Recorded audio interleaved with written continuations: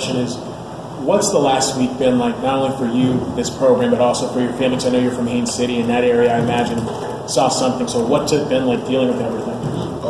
It's been just one of those things, that we had to get used to. It was out of our control. Like I said, my family, they was going through the storm. They still a lot of power down there, but it's just one of those things. You got to handle that when it's time to handle that.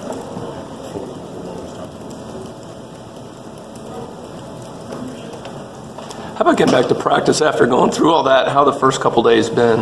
Oh, it felt great. We kind of started slow the first day, but after that, we kind of picked it up and getting back into our rhythm, and I feel like we're good. What was that like for you guys? Were you one of the guys who were in more with everybody during the storm, and what was all that experience like? It was cool. It was actually kind of fun. Being at the school with my teammates, and we just having fun playing the games, playing the video games, just different stuff, getting away from football. And it was actually fun. Have you noticed the stress come off of you and some of your teammates and having to deal with, keeping track of your family and just watching everything that was happening? You can repeat, I can hear you. Do you feel like a lot of the stress kind of came off after, finding out everyone was safe and all that? Oh, yeah, definitely, especially from, the people that on the team that got families from, South Florida, the Miami area, and Fort Lauderdale. So, a lot of those guys were worried because we wasn't sure where the storm was going to hit, but we just happy everybody was safe and everybody's family was good. We heard Jimbo speak Wednesday about normalcy, getting back to a flow of things. I mean, do things feel normal even though there's not a game Saturday? Does it feel like preseason, or is it just kind of some weird mix of like a preseason bye week, or does it feel like the season? I feel like we're kind of in camp still, because we only played one game so far. Everybody played like 3 games, but it feel like we're still in camp. We're in camp mode. We got a lot more practices to get ready for NC State. So it feel like we're in camp. We just not trying to waste a day out here. Take every day serious. How is James done on the offensive side of the ball in practice as you guys have had the last 2 days? James doing great. James making throws, James making checks. James doing great. All I can say is, he's gonna be ready come game time. Derwin, it's been a long time since you guys have played. It's going to be a little while still until you play again. Just how anxious are you guys to get back out there, especially this early in the season? We're ready because every week we're watching these games on Saturday. A lot of teams that we'll be playing this year. We want to play, but it's not our time to play right now. So we just focusing on getting better. Embracing the practice days that we have to get better and work on some things that we wouldn't normally have time for during the week. So now we got more time to focus on stuff. When you said this has kind of been almost like an extension of camp, kind of feels like camp. How have the younger guys, the freshmen, has this been good for them? Has it been beneficial? Yeah, it's definitely been beneficial, especially for our new quarterback and a lot of the new freshman guys. Just helping them learning how to game plan and just different stuff in the scheme. And just like I said, getting a lot of more mental reps and being out there and not just throwing into the fire. So it's getting them more practice and it's helping us as a team. Your first home game is supposed to be your 3rd home game. You're supposed to be getting ready for a rivalry game this week. Yeah. How special is it going to be? How different is it going to be running out of that tunnel at home like a month into the season?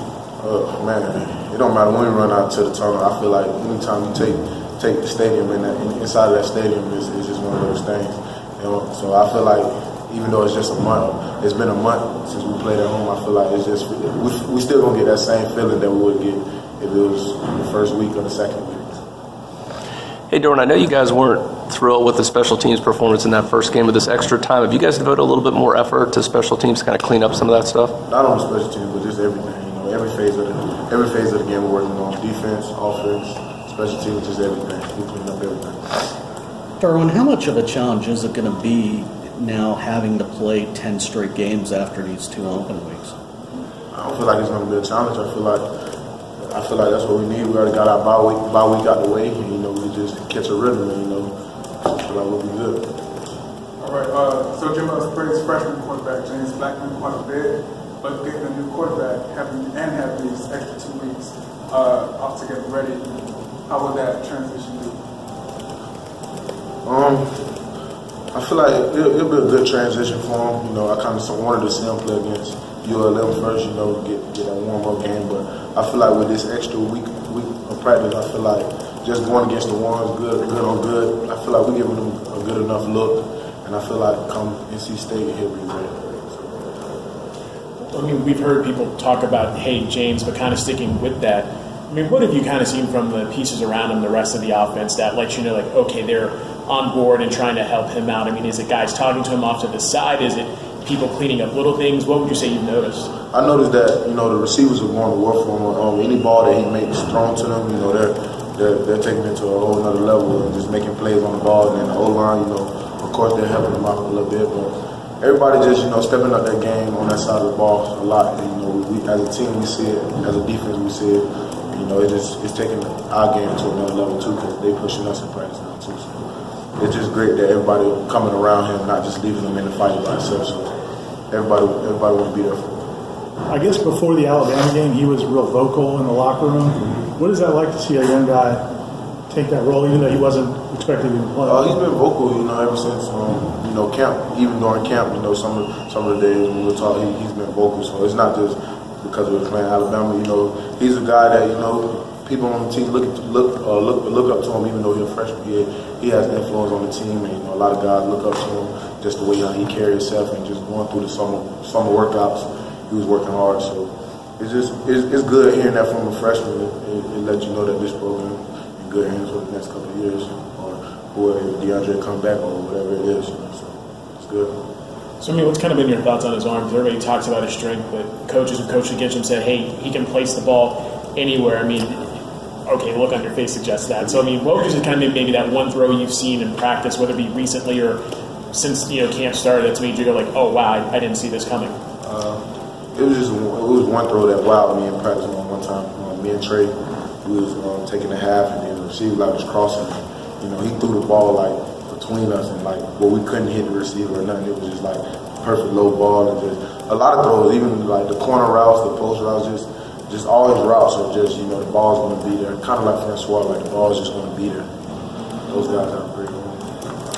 Derwin, you said you're spending the weekends watching some of the other games. Obviously, this weekend there's a big ACC game, Clemson and Louisville. Will you watch it kind of as a fan, get excited, or will you kind of scout those teams? Because those are some big opponents. I'm fans of a lot of players, on the team, on the different teams, just from growing up, 7-on-7 camps and just different stuff with the players. So I want to see some of the players do good, of course, and then, of course, I got to scout because, unfortunately, we get to play against them. So it's both as a fan and as a scout report. How do you prepare for a player like Jalen Samuels, a guy that gets used in so many different ways, like NC State deploys him in a lot of different formations? It's kind of like going against myself because they try to use him and give him the ball. In Florida State, try to use me as a versatile to give the offense a different look. So it's kind of basically the same. I know that they'll put him at receiver, they'll put him at running back, kick return, punt return, just everything. You got to know what he had at all the time. He's a very explosive guy, dangerous guy. Anything else?